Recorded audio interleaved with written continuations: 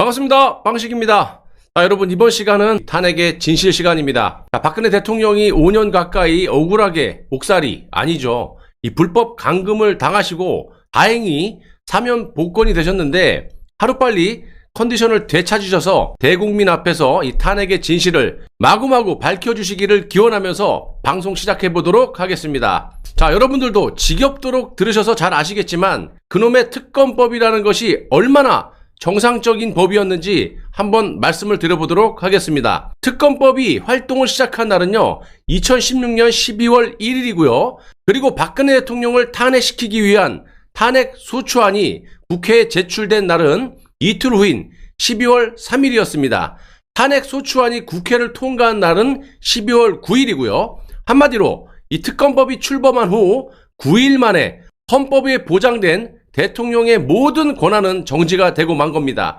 그 시작은 특검법, 그러니까 정식 명칭은 박근혜 정부의 최순실 등 민간인에 의한 국정농단 사건 규명을 위한 특별검사의 임용 등에 관한 법률 제정이었고요. 일명 최순실 특검법이라고 불렸는데 이게 얼마나 황당하고 말이 안 되냐면 최순실 특검법은 특별검사 임명 절차와 파견검사 수에 있어서 상설특검법에 비해 매우 파격적인 내용들을 담고 있었다라는 겁니다. 여러분들도 지금부터 귀를 쫑긋 세우시고 잘 듣고 판단을 내려주시기 바랍니다. 상설특검법은 최순실 특검법보다 2년 전인 2014년 6월 19일에 제정된 특별검사의 임명 등에 관한 법률을 말하는 것이고 이 법은 특별검사의 정치적 중립성과 공정성을 확보하기 위해서 국회 특별검사 후보자 추천위원회를 두며 추천위원은 법무부 차관, 법원행정처 차장, 대한변협회장의 국회 추천 4명을 포함해서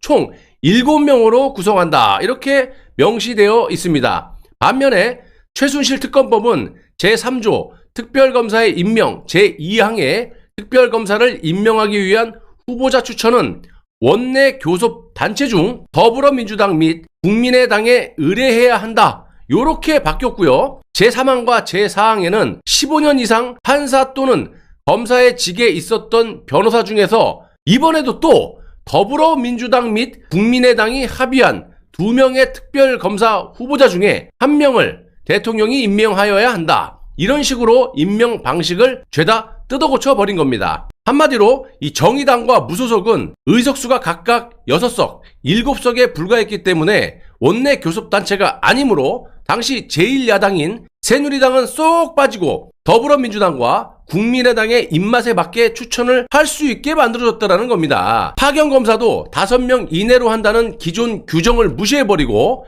20명까지 대폭 늘려버렸고 파견 공무원 수도 30명 이내에서 40명으로 확대. 그 결과 총 122명으로 구성된 이 박영수 특검은 웬만한 지방검찰청 규모를 능가해버렸고요. 특검의 수사팀장이었던 윤석열이 사실상 무소불위의 강력한 권한을 행사할 수 있었던 근거가 바로 이 특검법이라는 겁니다. 자, 이렇게만 말씀드리면 여러분들이 실감이 안 나실 것 같아서 최순실 특검법이 얼마나 초헌법적이고 정파적인지를 검찰총장 임명 규정과 비교를 해보시면 아마도 실감을 하실 수가 있을 겁니다. 검찰청법 제27조 1항에는 검찰총장은 15년 이상의 판사, 검사, 변호사로 재직한 사람 중에 임명해야 한다. 이렇게 규정이 되어 있습니다. 그런데 이 조항을 검찰총장은 15년 이상 법조 경력이 있는 사람 중에서 더불어민주당과 국민의당에서 추천한 2명 중에 1명을 임명한다. 이렇게 바꾸면 검찰총장은 국민을 위한 검찰총장이 아니라 특정 정당, 그러니까 더불어민주당과 국민의당에 충성을 하는 총장이 되는 것과 같은 이치라고 보시면 되는 거예요. 자, 특검법 제정 때 제1야당인 새누리당이 더불어민주당과 국민의당에만 특별검사 추천권을 일임했다는 것은 두 야당의 구미에 맞는 사람이 특별검사가 돼가지고 특검과 야당이 합심을 해서 박근혜 대통령을 지들 마음대로 구워 삶고 요리를 해도 좋다라는 그런 사인을 준 것과 다름이 없다라는 소리입니다. 더 나아가서 탄핵 소추안을 국회에 제출하게 되면 집권 여당인 당시 새누리당도 협조할 용의가 있다는 매우 은밀한 신호를 보낸 것과 같아서 더불어민주당 원내대표 우상호와 국민의당 원내대표였던 박지원은 특검법이 통과되자마자 수적인 열세에도 불구하고 빛의 속도로 국회 표결을 밀어붙일 수 있었던 겁니다. 당시 새누리당의 일부 의원들은 특검법 발의 때부터 야당에 동조를 했고, 더불어민주당 우상호를 대표로 해가지고 국회의원 209명이 2016년 11월 5일 특검법을 발의를 했는데, 더불당과 국민의당 소속 의원이 159명이었고요. 새누리당 김무성, 김성태, 나경원, 민경욱, 박성중, 신보라, 유승민, 정종섭, 주호영, 하태경 등등등 총 49명이 법안 발의에 동조했다는 겁니다. 대통령에 대한 탄핵 소추는 헌법 제65조에 의거해서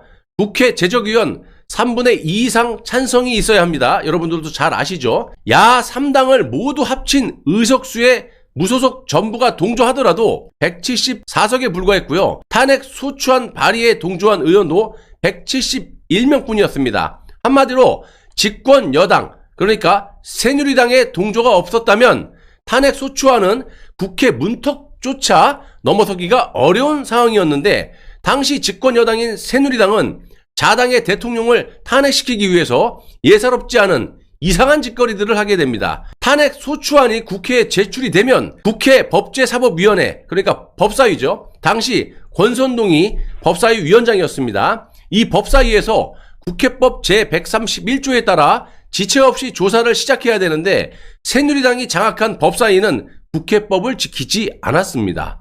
심지어 새누리당 원내대표였던 이 정진석은 탄핵 소추안 표결을 앞두고 이런 말을 해요. 국회의원 개개인이 독립된 헌법기관인 만큼 양심에 따라서 투표하는 것이 옳다, 이렇게 짓거리면서 새누리당은 의원총회에서 일사불란한 당론 채택 대신에 의원 각자의 자유투표에 맡기기로 결정을 해버립니다. 집권 여당의 원내 지도부가 스스로 탄핵의 걸림돌들을 싹 제거해주면서 탄핵 소추안은 찬성 234, 반대 56, 기권 2, 무효 7, 불참 1. 이 불참은 새누리당 최경환이죠. 이렇게 통과가 돼버린 겁니다. 현재 윤석열을 받들어 모시고 있는 이 권선동, 정진석이 이딴 짓거리를 했다라는 겁니다. 명백한 사실이죠. 자, 이런 천인공노할 짓거리를 앞장서서 했으니까 당연히 국민의 민심 따위는 아랑곳하지 않고 저렇게 말도 안 되는 짓거리를 하고 있는 거 아니겠습니까? 아무튼 이렇게 탄핵 소추 의결서를 접수한 헌법재판소는 심리를 시작한 92일 만인 2017년 3월 10일 박근혜 대통령에 대한 탄핵을 결정을 했고, 이는 대한민국 역사상 초유의 사태인 현직 대통령 탄핵은 특검 출범 3개월 10일 만에 아주 전광석가처럼 이루어진 겁니다. 완전히 여야가 계획적으로, 조직적으로 일사불란하게 움직였다라는 말씀을 드리고요. 대한민국의 헌정 질서를 유린한 이 말도 안 되는 특검의 수사 행태와 대한민국 체제를 배신한 이 변절자들의 위선적인 행보는 탄핵 정국 당시에 일심동체처럼 움직였다라는 겁니다. 이런 말도 안 되는 박근혜 대통령을 탄핵시키기 위해서 깔맞춤 특검법을 잘 지켰다고 헌법 정신과 법치주의를 내세우는 윤석열을 여러분들은 어떻게 보십니까? 더 이상 말도 하고 싶지 않아요, 저는요. 이놈의 탄핵 세력과 변절 세력들이 음해비방 공작을 하고 있죠. 별의별 헛소리를 다 하고 있습니다. 이 방송을 보시는 정상적인 애국시민들은요, 그런 쓰잘데기 없는데 귀 기울이실 필요 없이 조만간 박근혜 대통령의 짧고 강력한 메시지처럼 국민 앞에 서서 진실을 말씀하신다고 하셨지 않습니까? 조금만 참고 기다려주시면 될 것 같습니다. 진정으로 박근혜 대통령과 이 나라를 위하는 국민들이라면 굳이 설레발에 칠 이유가 없다라고 생각을 하고요. 묵묵히 마음으로 걱정하시고 기다리시면 좋은 소식이 들려올 것이고요. 또 그때 가서 우리가 판단하면 될 일이라고 봅니다. 나라가 없는데 살아서 뭐합니까, 여러분? 이런 각오로 이런저런 압박에도 굴하지 않고 진실만을 전해드릴 것을 약속드리면서 방송 마무리하겠습니다. 시청해주셔서 대단히 감사합니다. 국민 여러분, 박근혜 인사드립니다. 국민 여러분께서 믿음과 신뢰로 저를 지켜주셨기에 제가 이 자리에 서 있습니다. 이제는 박근혜가 여러분을 지켜드리겠습니다. 국민 여러분의 행복이 곧 저의 행복입니다. 사랑하는 국민 여러분, 저 박근혜는 조국 대한민국과 국민 여러분을 위해 최선을 다해 뛰겠습니다. 우리 국민 모두가 꿈을 가질 수 있도록 여러분의 마음속에 꿈을 심는 대통령이 되겠습니다. 그 길에 국민 여러분께서 함께해 주십시오.